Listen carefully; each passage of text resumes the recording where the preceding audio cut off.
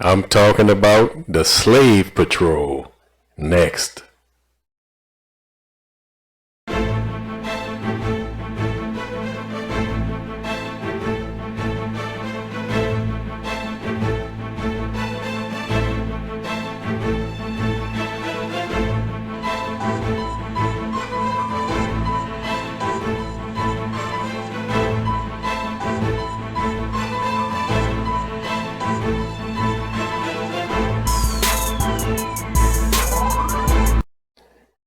When one thinks about policing in early America, there are a few images that may come to mind.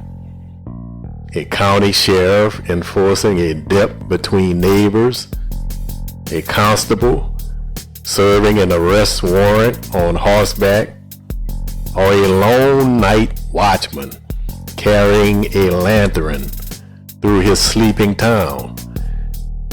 These organized practices were adopted to the colonies from England and formed the foundation of American law enforcement. However, there is another significant origin of American policing that we cannot forget, and that is slave patrol. You have to realize that the American South relied almost exclusively on slave labor, and white Southerners lived in near constant fear of slave rebellion, disrupting this economic status quo. As a result, these patrols were one of the earliest and most prolific forms of early policing in the South. The responsibility of patrols was straightforward: to control the movements and behaviors of enslaved populations. And they did this by focusing on three objectives. Number one, to chase down, apprehend, and return to their owners runaway slaves. Number two, to provide a form of organized terror to deter slave revolt.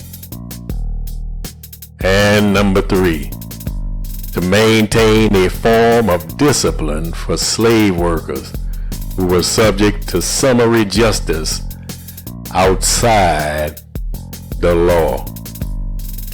Organized policing was one of the many types of social controls imposed on enslaved African Americans in the South.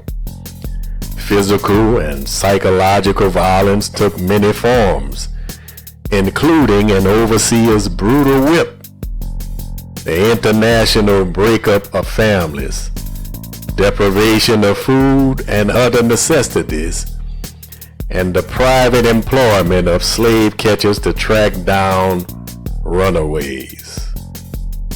The history of police work in the South grows out of these early fascinations by white patrollers with what African American slaves were doing. Most law enforcement was, by definition, white patrolmen watching, catching, or beating black slaves. Now, the process of how one became a patroller differed throughout the colonies. Some governments ordered local militias to select patrollers from their rosters of white men in the region within a certain age range. That's right, the United States government legislated slave patrol. In many areas, patrollers were made up of lower class and wealthy, land-owning white men alike. Other areas pulled names from lists of local landowners. And in the 18th century, South Carolina land-owning white women were also included in the potential list of names to be selected to become patrollers. If they were called to duty, they were given the option to identify a male substitute to patrol in their place. They first formed in 1704 in South Carolina. Patrols lasted over 150 years, only technically ending with the abolition of slavery during the Civil War. However, just because the patrols lost their lawful status did not mean that their influence died out in 1865. After the Civil War, Southern police departments often carried over aspects of the patrols. These included systematic surveillance, the enforcement of curfews, and even notions of who could become a police officer. Though a small number of African Americans joined the police force in the South during Reconstruction, they met active resistance. Though law enforcement look very different today, the professions developed from practices implemented in the colonies, better known as slave patrol. And so now that we had a little history on the slave patrol, let's look at a couple of images here that I want to bring before you, and let's examine them, and you determine to yourself if the slave patrol has truly been disbanded or not. All right. Here now, when you look at the images that's on the screen before you, to my right, you would see that there are two badges. The two badges represent the badges that the slave patrollers would have on their persons. And the badge on the top shows, when you look at the badge on the top and then look at the badge beneath it, it shows the progression of the slave patrol and how they implemented their badge. And remember, as we said, that this was legislated by the United States government. Notice how the first one simply says Runaway Slave Patrol, but the one underneath says, it gives you a description of a plantation police. Then it tells you from South Carolina, and it also says Runaway Slave Patrol. Now, here to my left are the badges used in our day and time. And you happen to see an NOPD badge. And interesting enough, this NOPD badge has embedded on it the colors of the LGBTQ community. Interesting. Maybe I'll do a snack on that one day, but because they all work together, they all go hand in hand. And then underneath the New Orleans police badge, there is a Jefferson Parish badge, a Jefferson Parish Deputy Sheriff badge. Now, they say that the slave patrol is no longer. But what do you notice about the badges? Well, the first thing you would notice about the badge is that they've dropped the word plantation, but they kept the word police and patrol and officer. They also kept the image of the star. This star means something, and this star symbolizes something. Biblically speaking, a star symbolizes an angelic life, an angelic being. The star represents angels, it represents enlightenment.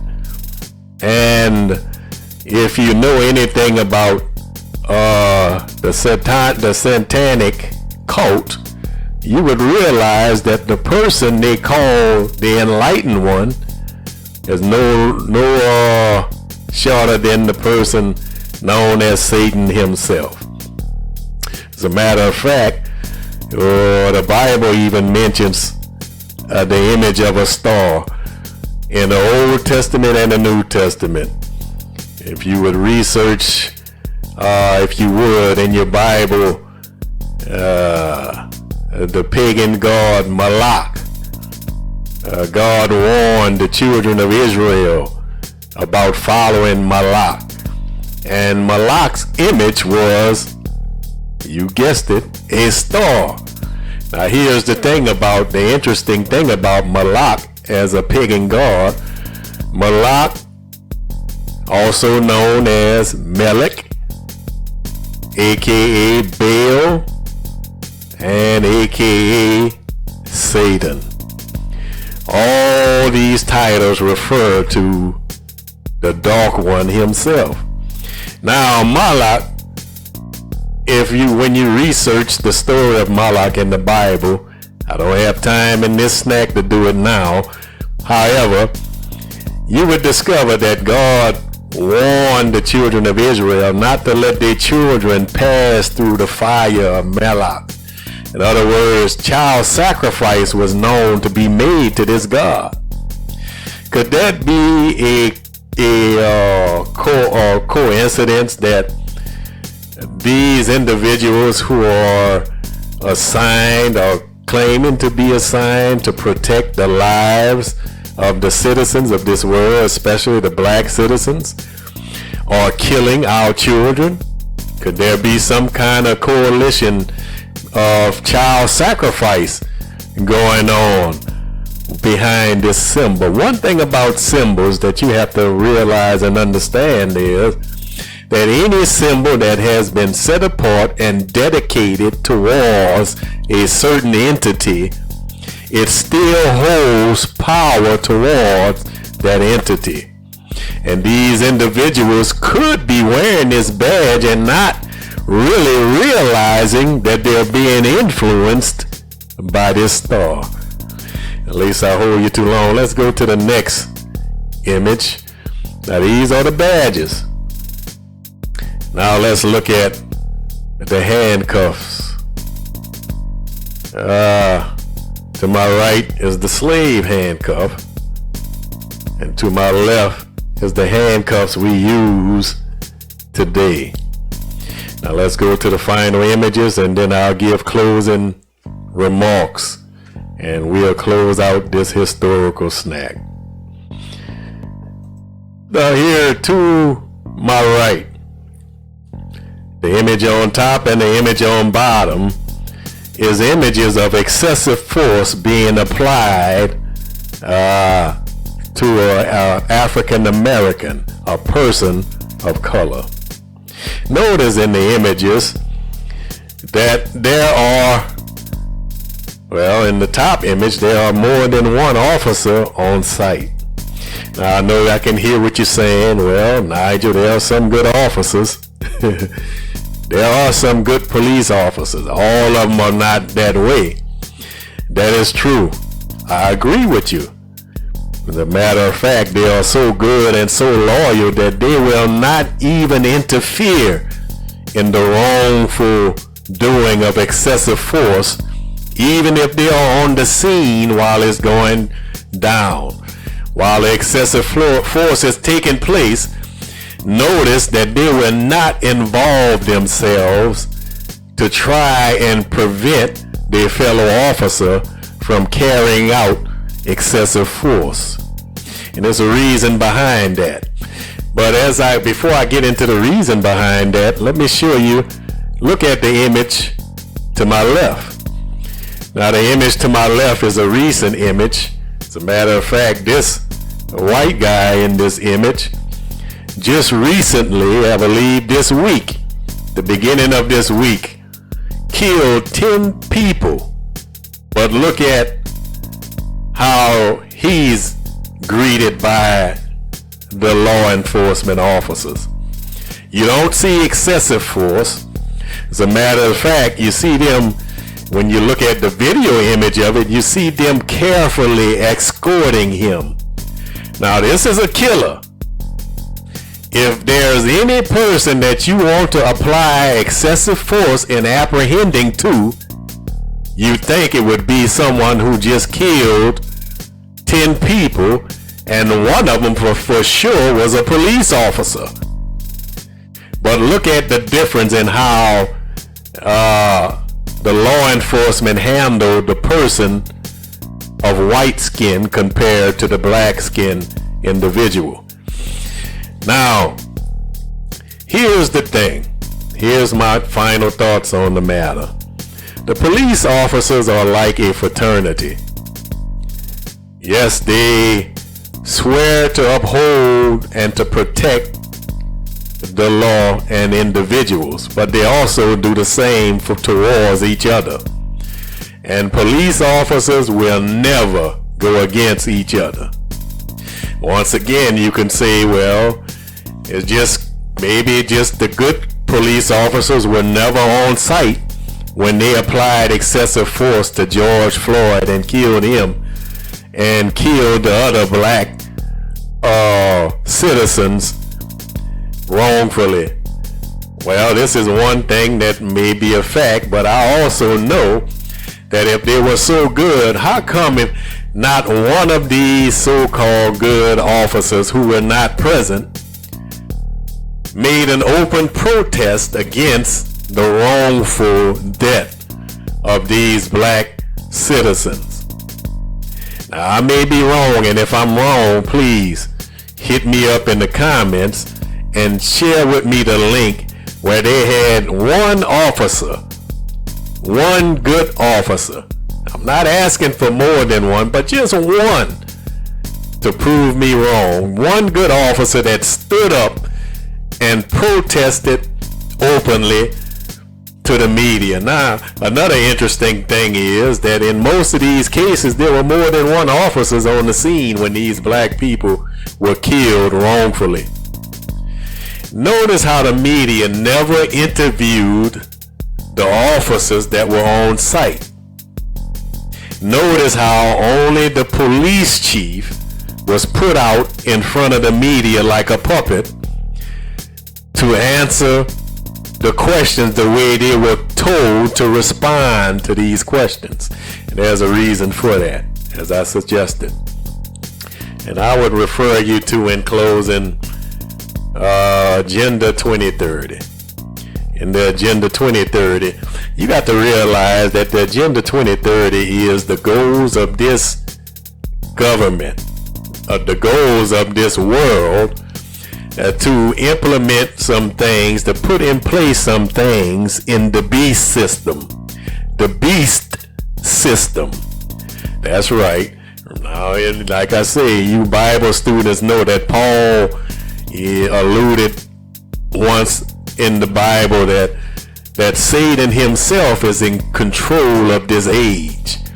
So his system, before he can reveal himself, there are certain things that have to be in place for him to come up on the scene and reveal himself.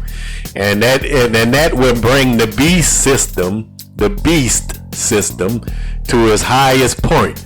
And it'll be full engagement in the beast system. And the 2030 agenda is a part of this one world, one collective world government, one world currency, one world religion. As a matter of fact, as it pertains to law enforcement and what we're seeing in the streets today, while we're seeing our children being sacrificed towards the beast on the streets, and we're seeing protesters protesting. Now, you got to understand that the Black Lives Matter has been infiltrated. It's already been infiltrated by those who control this world, just as the Black Panthers were infiltrated, and Martin Luther King's civil rights organization was infiltrated, and even the black Muslims were infiltrated when Malcolm X was on the scene, and still are today. And see, and what they're trying to do is, because they have what they call Agenda 16, which deals with peace, justice, and right institutions. And right institutions, strong institutions, in other words.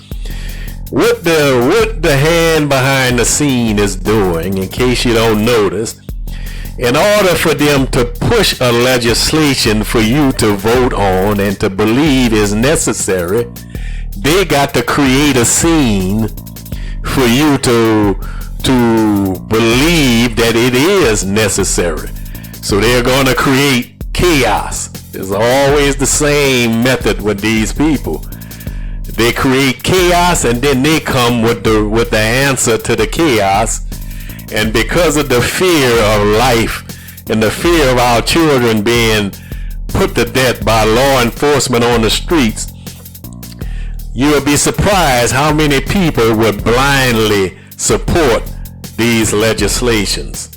Now you got to understand that they're trying to bring it full circle, and all these things must be in place. Now they call it the 2030 agenda because their goal is to have all of their agendas implemented by year 2030.